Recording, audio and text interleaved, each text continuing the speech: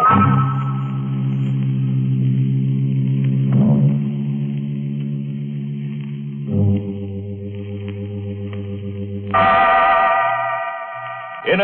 Sanctum Mysteries.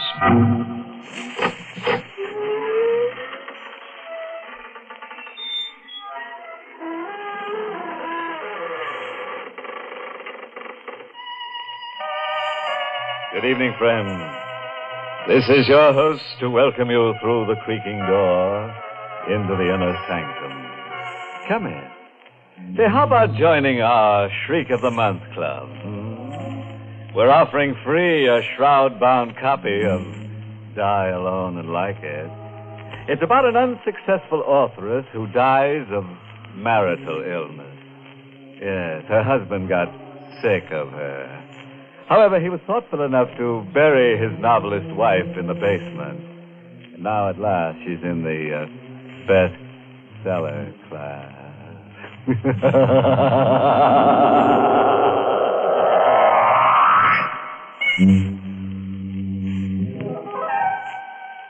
And now for tonight's gruesome little item. Oh, you better not disturb that fellow in the corner. He's our ghost of honor tonight. Poor guy. He died last night for lack of sleep. Now he's in for a wake. Meet John Thompson, age 29, driving a blue coupe across the George Washington Bridge, heading west. It's kind of a close night. Heat lightning is dancing up in the sky when I come down off the bridge into Jersey. Running a Mobile gas station isn't bad when things are breaking right. But the way things are, I figure I'll do better out west. I hit the highway and let her out of it. I spot her a few miles past the bridge. She's standing there by the side of the road, out in the middle of nothing. I don't know exactly why, but I stop.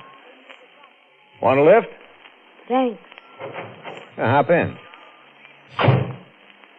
Going far? Not very. Well, yell when you want me to leave you off, huh? My name's Thompson. John Thompson. Hello, Johnny. Yeah. Hello. What's your name? Anne. Uh-huh. Where in particular are you heading for? I don't know. But... I'll know when we get there. Yeah, sure. Look, this ain't the old routine, but you look like I kind of know you from someplace. Do I? I don't remember from where or when, but your face... Oh, maybe it just reminds me of somebody I used to know. Don't anymore. Maybe. You don't remember me, huh? Should I, Johnny? Well, it would be kind of more sociable. I'll try, Johnny. We go on like that for a couple of 3 miles. Her not saying anything and me sneaking looks at her. She's pretty young and nice to have next to you, but there's this feeling that I ought to know her and don't. And I get to wondering where she's going in the middle of the night. Hey, Ann. Yes, Johnny. Maybe we can get some music. The knob for turning on the radio is over on your side. See it? All right. They got these all-night programs for people like us, you know, driving at night or jockeying a truck or sitting up with a sick friend. Our next request number, just phoned in this minute by a young lady named Ann, well, we can't make out your last name, Ann, but anyway, Lou's going right ahead and play it for you. Lou White at the piano, playing Stardust.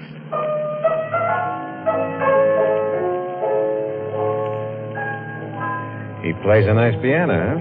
Very nice. Kind of funny, a girl with the same name as yours just phoning in to the show and we started listening to her. I mean, with the same first name. Is it? Yeah, well, I guess it's a coincidence. I like Stardust. Maybe you better try another station. Why? I like Stardust. Yeah, but get another station. I'm happy with this one. Get another station or turn the set off. I don't care which. Do what I'm telling you. Why? Don't ask me why. I can't take that music. It bothers me. Now, will you please? No. I said, will you please turn it off? No. Look, it's my car. It's my radio. I want you to... Oh, never mind. I'll turn it off myself. You better watch the road. You might have an accident. I'll turn it off myself. And now let go of my hand. No, I don't want you to turn it off. Let go. I gotta keep my other hand on the wheel. I won't let go. I want you to listen to Stardust. I like it. But I don't. I'm warning you. Very pretty. All right. This is what you wanted. You're joking with me. I told you to turn it off. You let go of the wheel. You wouldn't listen to me. No. No, it's too late. Ann!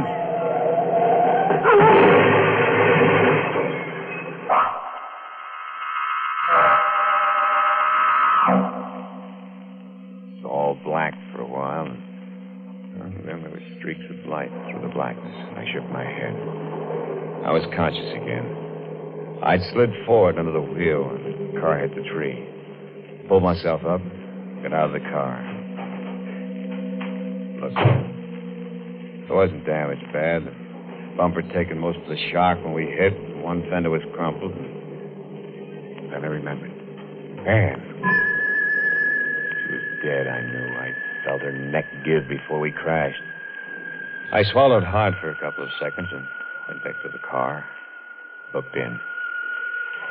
She wasn't there. She wasn't anywhere near the car. She hadn't been thrown clear. She must be dead. Still, she wasn't there. Not anywhere. I drove away. Fast.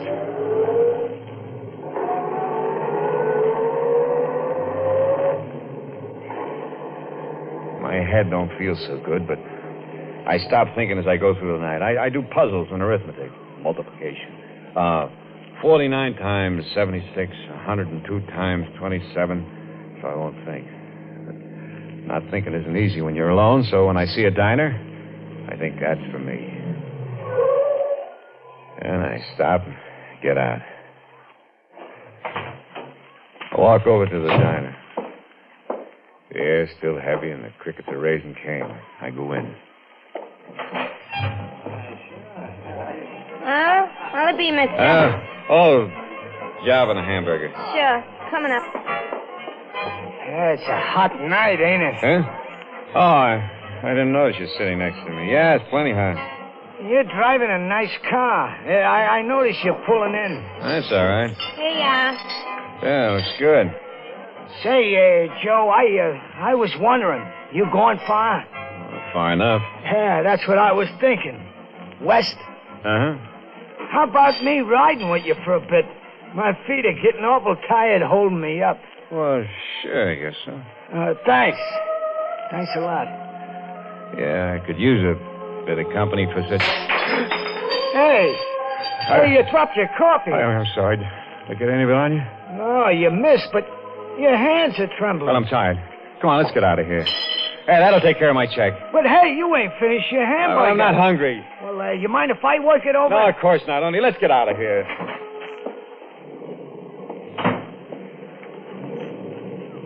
Sure is a dark night, huh? Hurry up, will you? Yeah. Dark enough to hide a corpse in.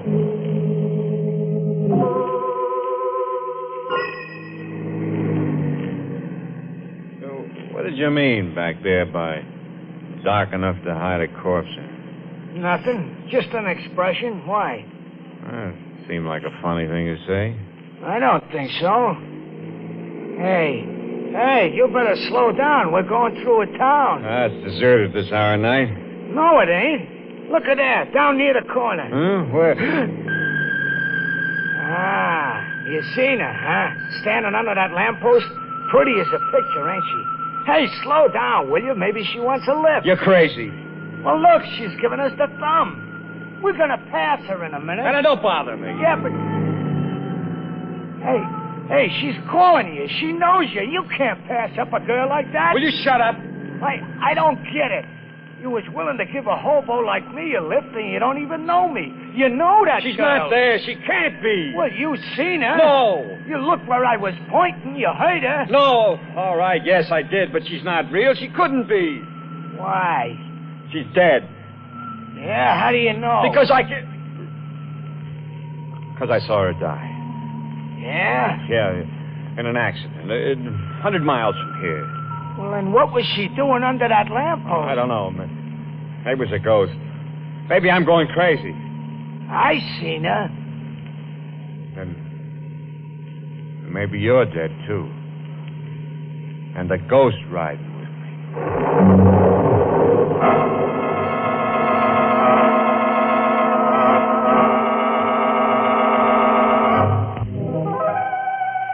Well, well.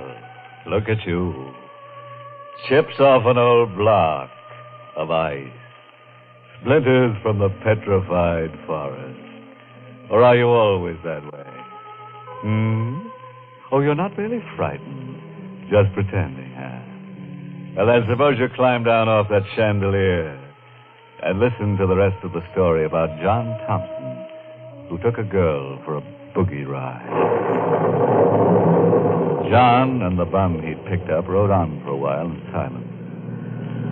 Night was closer and heavier, and John was tired. Hey, watch it, will you?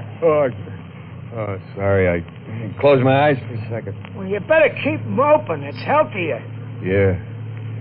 I'm kind of pooped. It's been a long night. That chatter about ghosts, Yeah? how come? Oh, I was kidding. You were, huh?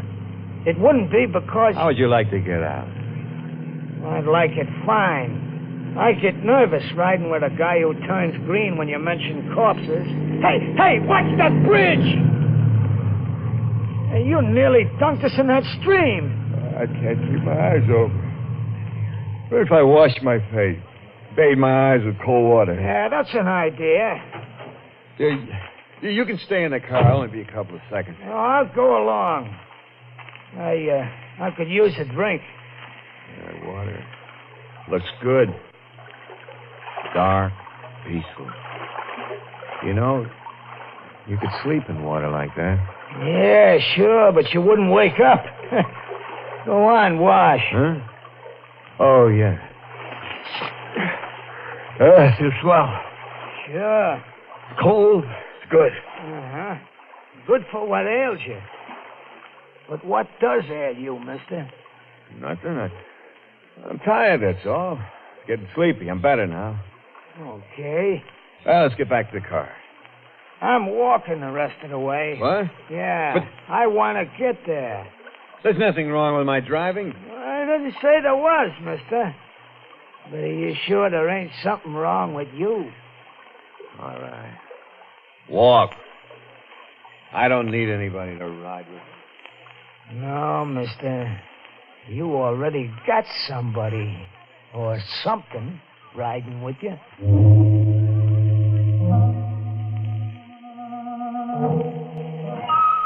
So I walked back to the car. Get in. I don't pay no attention, the old bum said. Nothing wrong with me. Nothing. Start the car and drive off. Down the highway into the darkness. It's a long night. Maybe the longest night I ever lived. But it's only night someplace, west of New York, and that's all. The storm hanging overhead, never breaking. That's all. Hello, Johnny. It's her. Sitting right next to me. When she saw me looking at her, she smiled. Hello, Johnny. Oh. I didn't expect to see you again. No, Johnny? Oh, I left you so far behind. Not so far behind. Yeah, but I guess you must have got a lift on some other car, a faster car than mine, huh? That's how you got ahead of me. Way ahead of you, Johnny. Yeah, that's the way it was. Sure. You're all right, though. I'm all right. Very all right. Oh, I'm glad to hear that. I mean, funny, ain't it? Yeah, the rain's still holding off, you know. You're not going to sworn it poured hours ago? Why are you talking so much, Johnny? Because I'm afraid, Ann.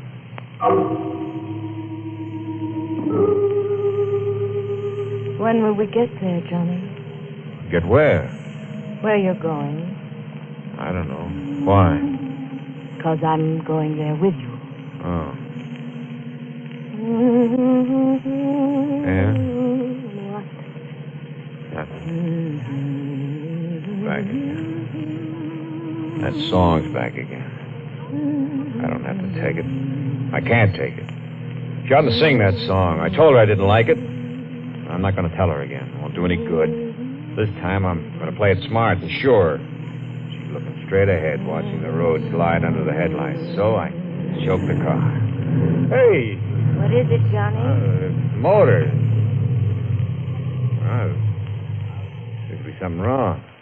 Oh, Yeah, I better get out and see. I'll wait here. Sure. Get the hood up. Mm-hmm. Yeah. Anne? Yes? Yeah, I can fix it, but will you bring me the wrench? Where is it? In the dashboard compartment. All right. I've got it, Johnny. Swell. Will you bring it to me? Here it is, Johnny. Thanks. Now all I have to do is... Hey, what's that behind you? Where? Well, turn around. You'll see. All right. So she turns her back to me, looks down the road we came, and I lift the heavy wrench. And I... No! This time I made sure. She's dead, lying on the road. But I still got to make sure she won't, even dead, be riding with me again. So I lift her up, put her back in the car. Get in myself next to her. Yeah, start the car up. I remember the stream. It's not much of a stream, but deep enough for a thin girl to lie in. And that's where I go.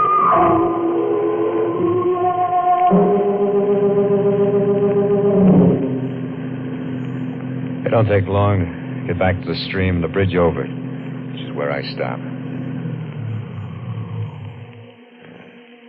Nobody around. Only the darkness and the water flowing underneath, where Anne is going to lie. But before I let her go, I dig out my tools. Tire iron, wrenches, a jack, heavy stuff. Tie 'em to her, so she'll lie quiet under the water. When I get done. She's heavy now. Heavier than she ever was before. But I lift her over the rail and hold her for a second in my arms, and then I let her go. She drops quick and not awful loud into the water. Drops to the bottom of the stream, where maybe it'll be soft and cool for her. And well, I gotta get away from here fast. Fast!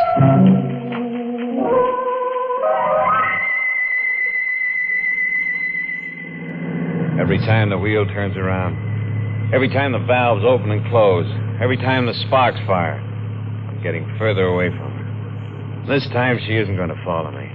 This time she's deep under the water with irons tied to her and her head bashed in. I'd never turn around again and find her sitting next to me. I'd never hear her calling Johnny again. I'd never see her eyes or her thin body again. Clouds are pressing down now. No more moon. Thunder's purring closer like a big cat. I don't care.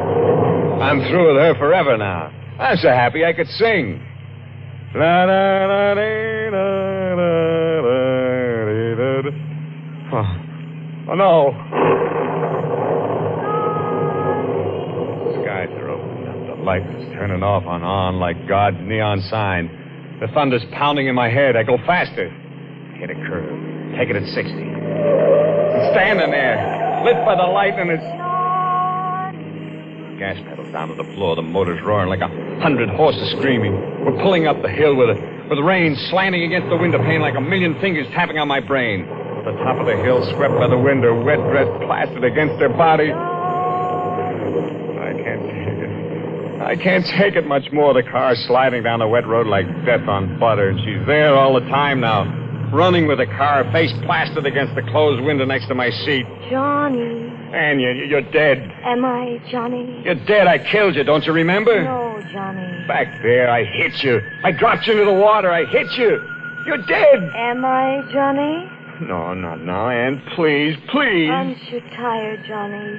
Tired of running away. Isn't the road too long? The road away from me? Go away, Ann. No. You want to drive me mad? No, Johnny. Then what do you want? Just to go with you to the end of your road. But where's that? Why, maybe here. Maybe right here. In this town, Johnny. In this town. Yeah. It's a town. Small place, and I'm riding through it. The storm dying out. Dying out. Yeah, and the air's clear now. Fresh after the storm. Ann? No, she's gone. Now, the thing is, where? Oh, right up ahead.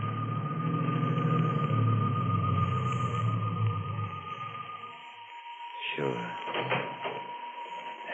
They always have one. Yeah, with a green light shining over the door. And they're always open. And there's always a sergeant half sleeping in the chair behind the desk. Hello? Oh, what do you want? My name is John Thompson. All right, so your name is John Thompson. So what? If you check, I think you'll find that I'm wanted. Wanted? For what? For the murder of my wife, Ann Thompson. Huh? Hey, don't move. I've got you covered. I killed her in our apartment in New York City. Come on. Stick your hands out. When I killed her, the radio was on. They were playing Starter.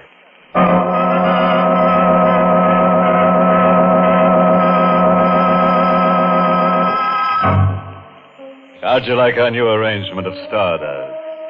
We're billing it this week as tune number 1 of the Murderer's Hot Parade. With, of course, a boogeyman beat on a new grave lane. Oh, yes. Before I stop off for a little chat with John in that one-way death cell of his, let me give you a bit of homicidal advice. Never kill your wife with the radio on. Tune in later.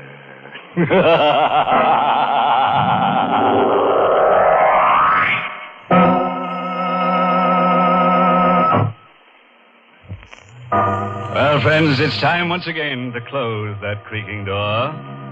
Until next week at the same time, when we'll be back with a little hunk of horror. You'll be sure to listen, won't you? Until next week, then. Good night. Pleasant dreams.